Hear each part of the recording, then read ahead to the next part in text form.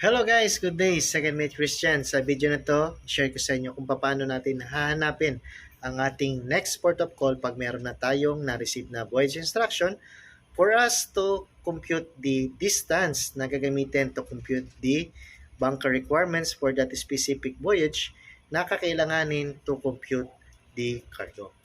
So once na na-receive ng kapitan ng voyage instruction, so hihingian tayo ng kapitan ng distansya. And for us to get distance from one port to another, syempre dapat alam natin yung location ng puerto na yon.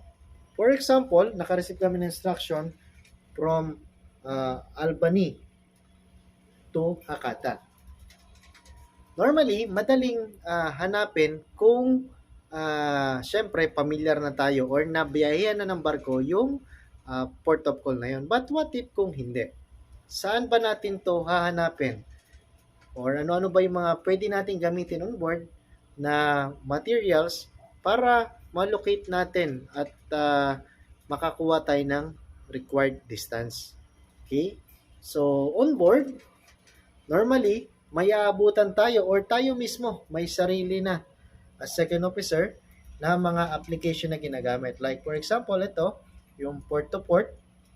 Okay, so quick reference natin to para makakuha ng distansya. Input mo lang yung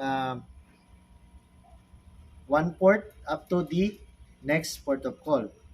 Then, bibigyan ka na niya ng distansya and check mo lang dito kung saan niya dinaan. So, sometimes kasi, binigyan ka niya ng distansya, but yung dinaanan niya ay hindi pwede sa magiging condition ng barko. So, titignan mo rin. But, for quick reference, magagamit mo tong port to port. Then, dahil normally wala ka pang chart sa next voyage na yan, so magagamit mo yung mga waypoints na nandito para may plot mo sa ECDIS just for your reference. Okay? So, next one. Ano-ano pa ba yung mga pwede natin gamitin? So, normally, meron tayong guide to port entry sa barko. So, once na binigyan tayo ng puerto, sa likod neto, meron tong index. Ayan. Regarding the different ports. For example, so Albany, Australia, check nyo lang yung itong sa text 134. So, yan yung page. Okay? So, for example, ito yung 134 and ito yung Albany. So, meron ka ng position. Okay. So, check mo yung details dyan, saan yung pilot station, and other details regarding the Albany. Then, for example, pupunta kami ng Hakata. Dahil hindi ko alam kung saan yung lugar ng Hakata, so hahanapin natin.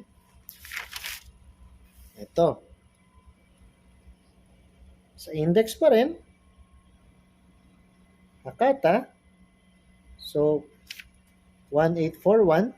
So, hanapin natin yung 1841.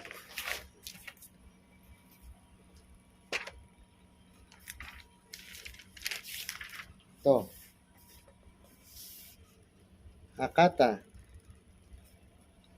Yan. So, dahil may position ka na, so, makakagawa ka na ngayon ng drop na ruta mo para sa magiging distansya mo from one port to another. So, ano pa ba yung pwede natin magamit? So, isa rin nito, baka sakaling wala dun sa mga una kong nabanggit, pwede nyo rin gamitin itong Norris Nautical Table. Sa likod na to, banda, meron ding mga details ng seaports of the world. So, maaari nyo rin itong magamit. Yung mga details na narito, baka mayroong details yung magiging next port nyo. So, nandyan yung pangalan ng puerto at may position na dyan. Then, pwede nyo ring magamit itong ADC, baka sakaling meron kayo. Okay? dito sa part ng Go to Harbor, yan, nandyan yung mga details ng mga puerto. Baka sakaling nandyan din yung details na kakailangan ninyo. Then, syempre, meron tayong mga publications like the ADRS6. But, the problem here ay kadalasan kung ano lamang yung activated na area, syempre, yun lang yung bibigay niya na information. So, for example, hindi activated ang aming Australia dahil hindi naman kami nakakabiyahe dito sa ngayon, itong Area 7. So, wala akong information na makukuha regarding dito sa area na to. But, ang ADR6, kung doon sa area na yun ay activated, makukuha niyo yung details. For example, itong Hakata, tinype ko dito yung Hakata. Yan. So, mabibigyan niya ako ng details regarding sa Hakata. So, dyan, makakakuha din tayo ng information regarding sa ating next port of call. Then, kung meron ka ng details, gumagawa na ako ng drop na dadaanan namin. Even though wala pa akong chart, but dahil may base naman to, ating this, so at least may drop ka. For example, ito from Albany. So, nag-drop ako na magiging possible na dadaanan namin para makakuha ko ng distansya. And then, syempre, bakit ako nag-drop na rito? Hindi lang ako basta bumase doon sa example, port to port. Kasi after mo magbigay ng distansya kay kapitan and makapag-compute ng ETA, once na-confirm na yung voyage nyo, ang kasunod niyan is magre-request ka na ng chart. That is why, prinat ko na muna siya as drop.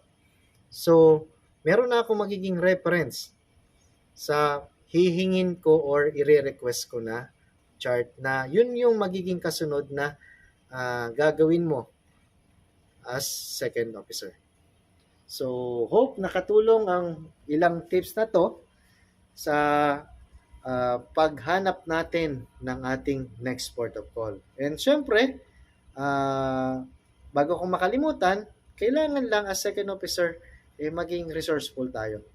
Una, pagsampa natin sa barko, check nyo yung ECDIS and the previous voyage. So, magiging reference nyo na yon.